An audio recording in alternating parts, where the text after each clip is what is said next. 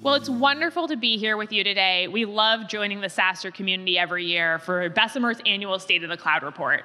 And we love going through the trends, benchmarks, and metrics that underpin the cloud economy and that are most relevant for the cloud founders and operators in the room.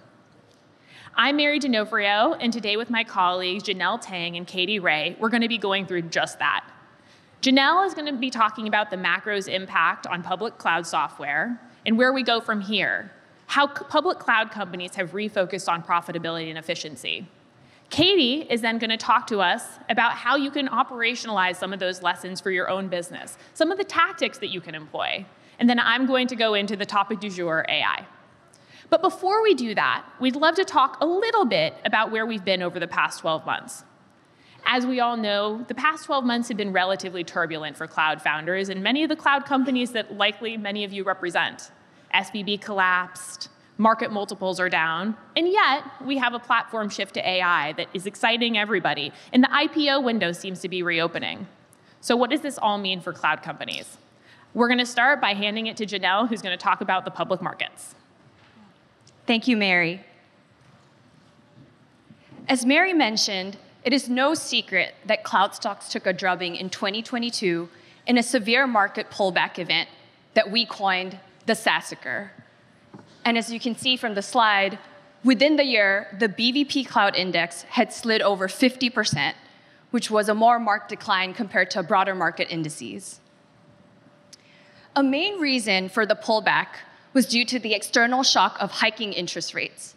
So within the year, we moved out of a hyper-low interest rate environment at record-breaking speed, and this led to multiple compression and a significant amount of macro uncertainty. By the end of the year, valuation multiples for cloud companies had not just fallen below the trailing 10-year average, but had also fallen below the pre-pandemic long-term averages that a lot of us in the markets were used to seeing. And beyond multiples, many cloud companies also faced a deluge of headwinds that impacted business fundamentals, such as lengthening sales cycles and tightening customer budgets. With such a bleak macro backdrop in place, it came as no surprise that SaaS IPOs came to truly a screeching halt, which was quite a stark contrast to the frenzy of what we saw in 2021. On the M&A front, similarly, things slowed, but remained more robust for several reasons. One, it was a record year for private equity-sponsored deals, specifically take-private transactions. And two, on the strategic side, there were announcements of several blockbuster acquisitions. Most notably, the biggest announcement was from Adobe that announced its acquisition of Figma, which marked the highest valuation multiple offered in an acquisition for any software company of scale. And while that deal has yet to close, what it demonstrates is that best-in-class cloud companies can derive a valuation premium even in extremely tough times. So suffice to say, as we've gone through, 2022 was certainly a gloomy year for the cloud, but the skies do seem to be parting in 2023. Year to date, the BVP Cloud Index is already up over 25%, indicating that there may be light at the end of this tunnel. As we talked about, a lot of the uncertainty in 2022 stemmed from changing macro conditions, most notably interest rate hikes from the Fed in an attempt to curb inflation. In 2023, we've seen a lot more stabilization on this front. So for instance, we have slowing inflation, and the CBOE Volatility Index has remained healthier this year. And while we're still quite a ways away from the highs of the valuation multiples that we saw in 2021, we are seeing valuation multiples normalize closer to the range of what we saw for long-term pre-pandemic averages.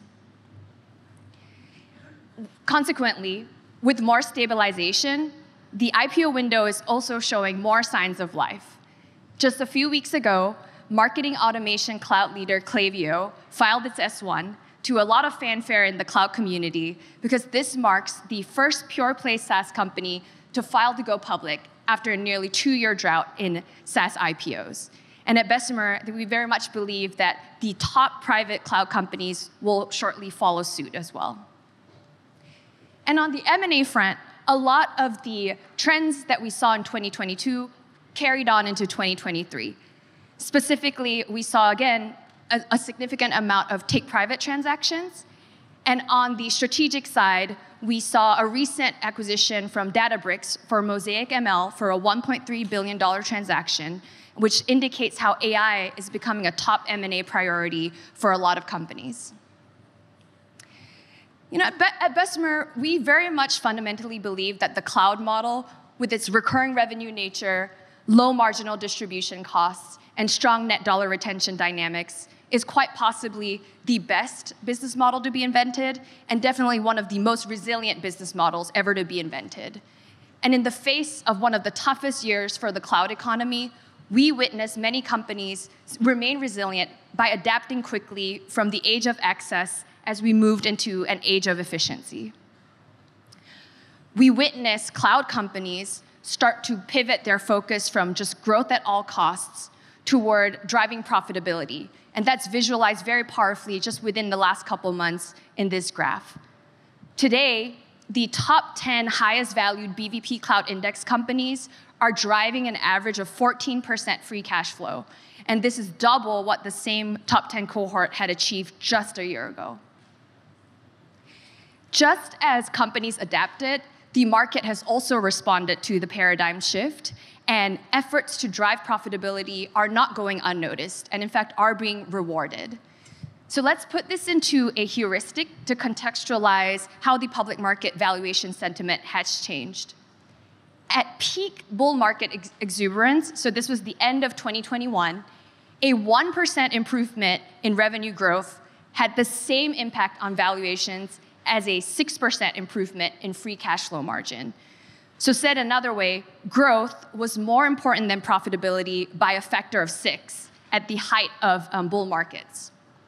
Today, this ratio is closer to 2 to 1, still in favor of growth, but certainly a bit more balanced from what we saw in the bull market years. And so today, a 1% improvement in revenue growth has the same impact on cloud valuations as a 2% improvement in free cash flow margin. And so we've talked a bit about how the public market responded from the change of the age of access to the age of efficiency, and I'll hand it over to Mary to walk us through what happened on the private side. As Janelle noted, the public cloud markets are now rewarding efficiency and profitability over the growth at all costs model. So what does this mean for private cloud companies? We can use the Cloud 100 as a proxy. The Cloud 100 is a list that Bessemer puts together every year in partnership with Forbes and Salesforce Ventures, and it represents the 100 best private cloud companies in the world every year. This year, for the first year, the aggregate value of the Cloud 100 actually decreased year over year by 11%, still to a phenomenal $659 billion. But nonetheless, it points to the fact that the macro has impacted the best of private cloud. So what are they doing in that context? Like their public peers, the Cloud 100 companies are focusing on efficiency. 23% of Cloud 100 companies will be profitable by the end of this year, 2023, and 2/3 are planning to be profitable by the end of 2024. Even for the companies that are still burning, 60% of them are meaningfully reducing their burn. Only 7% are meaningfully increasing their burn. And just to give you some context, that's a market departure from the heights of 2020, 2021, where growth at all costs was more valued. And why are they doing this? Like with the public cloud, Cloud 100 growth rates have come down. Macro is impacting the private cloud markets, softness in purchasing power, longer sales cycles, and as a consequence, the average growth rate in a Cloud 100 business in 2022 was 100%, and this year went down to 55%. If these companies did not focus on operational efficiency and right-sizing their P&Ls, that discrepancy in revenue that they might have been projecting would flow through the bottom line as increased burn and decreased runway. And speaking of runway and speaking of the market dynamics, market multiples have gone down, even for the best of cloud. In 2021, the average Cloud 100 multiple was 34 times, decreasing to 30 times in 2022 and 26 times in 2023. This is important because even though it hasn't gone down as much as the growth-adjusted public cloud multiples have, it nonetheless reflects the fact that cloud companies can't command the same market multiples that they had previously. And by right-sizing your P&L, focusing on efficiency, and focusing on operational leverage, you can raise when you feel like your fundamentals are strongest and when you have the most opportunity to get a strong valuation, not from a position of weakness because you have to raise in order to finance your business. But how exactly do you do that? How do you drive efficiency, and what are the tactics that you all in the audience can employ in order to drive more operating leverage in your businesses? To talk about that, I'm going to pass it to my colleague, Katie. Great. Thank you, Mary and Janelle, for that comprehensive overview of the public and private markets. So, as Mary mentioned, the question on many cloud founders' minds right now is, I understand where I need to get to, but how do I actually get there? It's easy to say you need to transition to profitable and efficient growth, but the devil's in the details. And the question is, how do I actually look at my own P&L and understand where there are opportunities to optimize it? So one thing that we did at Bessemer this past year has been speaking to and looking at both public and private cloud companies, as well as companies in the Bessemer portfolio and beyond, and talking to them around what tactics they have used to transition to more of an efficient growth model rather than this growth at all costs model. We broke it down by major area of the P&L, so starting with COGS and gross margin, and then going into the major buckets of OpEx, sales and marketing, G&A, and R&D, and then to people and pricing and packaging. And we accumulated a set of tactics that can be used by cloud founders to discover potential efficiencies and to actually drive those efficiencies within your P&L. So over the next section of this presentation, I'll go through a case study on each of these major areas and a way that a Bessemer portfolio company has actually applied a tactic in each of those areas. So starting with gross margin. Gross margin is effectively the ceiling for profitability of your business. Public companies that have less than 60% gross margins find it structurally basically impossible to drive more than 20% free cash flow margins. So given this and given the correlation that Janelle discussed on free cash flow to valuation, it's an incredibly important area to look at and can have an outsized impact on your valuation as you think about areas of the P&L to optimize. Take SendGrid in our portfolio. One tactic that they use that has been very kind of top of mind for founders recently is optimizing their cloud hosting costs. They realized that their COGS could actually be minimized by doing so. And so what they did was they looked at their entire architecture and they tried to understand and audit what were the most expensive areas of their architecture from a compute, network, and storage perspective. And then they worked with their engineers to understand, is there a way to re-architect those components of our architecture in order to, in their case, not only just drive better performance, but it actually drove 7-figure annual cost savings for their COGS.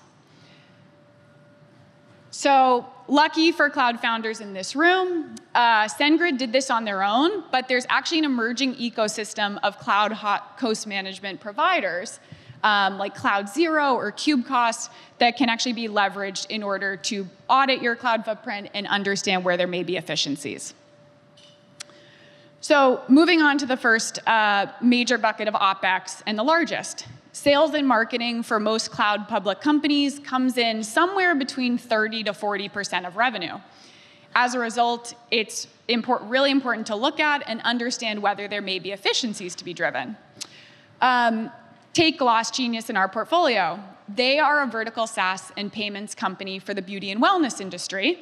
And they were very lucky from the perspective, or not lucky, they were very good, and they built a fantastic product that allowed them to grow completely organically at the start.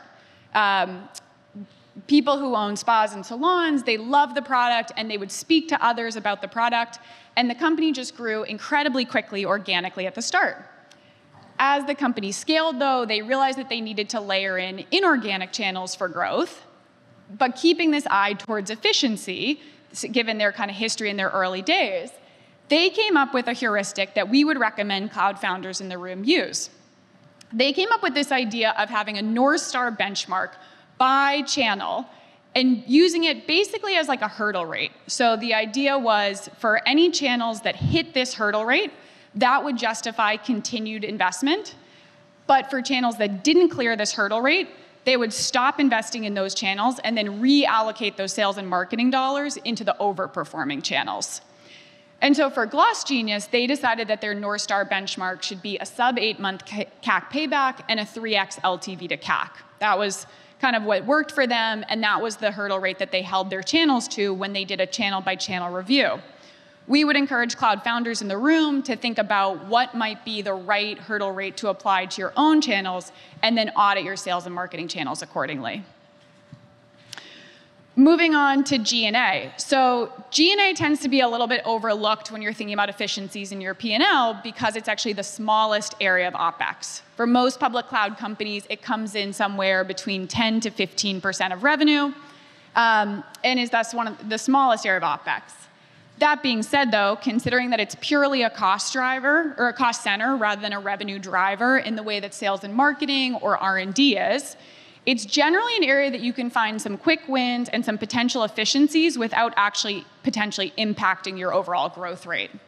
Recently, given the rise of work from home, looking at whether there's efficiencies within your real estate footprint that you could rationalize is one way to think about it, or automating more back office functions. One thing that a company in our portfolio, Capmo, did, though, was they looked at their SaaS sprawl footprint and understand whether there were areas to optimize it there. So Capmo is a construction management software company based out of Germany, and they realized that they didn't really have a good sense of what software had been procured over recent years, what was the price per seat, how many seats did they have, et cetera. And so they conducted an audit of that. They found potential efficiencies. They found duplicative instances, et cetera. And they also were able to work with a company, Vertice in this case, where they could actually get some of the benefits of group purchasing and price transparency to negotiate about 1/3 off of their contract costs of a few key large contracts.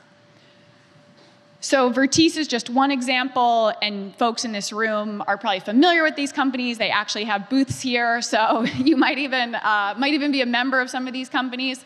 But companies like Vendor, Vertice, Tropic, et cetera, they can all help you understand your software footprint and potentially fight some of that SaaS sprawl within your organization. So the last bucket of OpEx, and probably the most fraught one to actually try to optimize, is research and development. So R&D is tricky because you can maybe find short-term gains, but in the long term, that could actually degrade your competitive advantage. So the question for cloud founders is, my R&D spend is a bit of a black box. How do I actually think about optimizing it? And we think that that's a good place to start because sometimes cloud founders might say, I don't even want to touch R&D. I don't want to have any potential risk of degrading competitive advantage. The good news is, there's companies like Jellyfish and Allstacks that can be used to understand your engineering productivity and actually do benchmarking to get a better sense of that department. And we encourage heads of R&D to force rank your current R&D projects based on highest perceived ROI to lowest perceived ROI, and then cut some percent of the bottom performing, and again, reallocate that capital to the highest ROI. That being said, though, a particularly interesting way that we're seeing people drive greater efficiency in R&D, as well as all internal functions, is through the rise of LLMs. As I mentioned, they can be used across all internal functions, but take engineering, for example. They've been proving to be really efficient and helpful in actually helping generate code and increasing the productivity of your engineering org. At Bessemer, we have a 4-step framework that we encourage our founders to use as they think about where are potential opportunities to leverage and adopt LLMs, both externally for product innovation, but also internally for potential efficiencies to be had as we think about this transition towards more efficient growth. So on that note, I'll turn it over to Mary to walk through some examples of how Cloud 100 companies are leveraging AI and LLMs for their external product innovation. So as you think about leveraging AI and optimizing your R&D efficiency, it's worthwhile to know how the best companies are doing it and what the speed is with which they're doing it. Cloud 100 companies are doing this exceptionally rapidly. In the past 8 months alone, 55% of Cloud 100 companies have launched a generative AI product or feature. 70% of them use AI or ML somehow in their products today. So it's worthwhile to take a lesson from these best-in-class companies that leveraging the new technologies and the ones that can deliver the most differentiated product experiences the quickest is the path to success. But how do you do it? There are 3 strategies that Cloud 100 companies have exemplified over the past year or so on how they've leveraged AI. One is embedded AI, one's acquired AI, and one's native AI. Let's start with embedded. Embedded AI is simply a strategy of using external AI tooling to augment your product offering, supercharging your existing cloud platform, and delivering better customer experiences. Cloudinary is a company that did just that. Cloudinary is a cloud solution for managing digital media assets, and it used generative AI functionality to augment its existing suite of programmable media APIs. For example, generative replace used natural language prompts to detect and replace objects, such as this black sweatshirt to this white coat. By doing so, Cloudinary opened up its TAM by allowing its platform to be used by non-technical users, as well as its core technical audience. The second is a story that we've already alluded to earlier, which is Databricks' acquisition of Mosaic ML. Mosaic was a platform enabling enterprises to create, train, and deploy their own generative AI models. And through this acquisition, Databricks is now able to offer a unified platform to its customers to deploy their own AI models. And it's number 2 on this year's Cloud 100 list. While that might not be for everyone, acquiring companies is quite an art. Another approach is just being AI native from the get-go. AI native companies think about AI as being core to their platform architectures from their very inception. A great example of a company that has done this is DeepL in Bessemer's portfolio, which offers real-time and AI-powered language translation. It uses neural machine translation and deep learning to understand very complex linguistic patterns and nuances such that it has the highest level of accuracy, continues to iterate and to learn, and can be used in business context given its accuracy rates. Now, we talked about Cloudinary, Databricks, and DeepL, but there are many others we could have talked to. Zapier and plugin ecosystem, Intercom with Fin, its GPT-4 powered chatbot, Canva with magic design and presentations. Cloud 100 companies are leveraging AI across the board, and we suggest that you try to follow suit. And think about how to embed AI from a first principles approach. Think about your application, your product workflows, your cross-product workflows, to think about where AI can drive the most operational leverage through R&D efficiency. And here is the market map of tools that you could use should you choose. From an app layer company like Abridge and AI for clinical documentation, to on the developer tooling side, Hugging Face, or the foundational model layer, OpenAI, as many people have already experienced, the AI landscape is really broad, continuing to innovate, and the innovation cycles are getting quicker and quicker. Now, you've learned a little bit about how we think about driving operational efficiency across the board and how AI can be used in R&D in particular. I'm going to pass it back to Katie to wrap us up. Great. Thank you so much, Mary. So first of all, we really appreciate you all taking the time to be here today. For any further information on this research or any of the other research that Bessemer does, you can find us online at bvp.com or scanning this QR code. And so just to summarize what we've discussed today, despite a turbulent last few years in the cloud ecosystem is now showing some early signs of recovery. As Janelle mentioned, we have Klaviyo and a few others starting to test the public market waters and see this sort of return to normalization. That being said, given that we've actually had this paradigm shift in the way that investors are valuing companies for their efficient growth rather than growth at all costs, we believe that this actually presents a great opportunity for cloud founders to build really durable businesses and leverage some of the tactics that we discussed to go through your P&L and understand where there may be optimizations. The kind of dream is to be a rule of 40 company, and we'd encourage you to look at your P&L and understand what is a potential path forward to potentially get there in the long run. We believe that some of these tactics for efficient growth, as well as AI, can be leveraged in order to drive some of this efficiency as well as innovation. So we really appreciate you all being here today. We know that you have companies to build. We know that you need to go work on those businesses. And so we appreciate you being here. And at Bessemer, we're excited to continue to back the next generation of great cloud founders. We are happy to open the floor to any questions that you may have on the case studies we went through, on efficient growth, on AI, or anything else that we covered today. So thank you so much.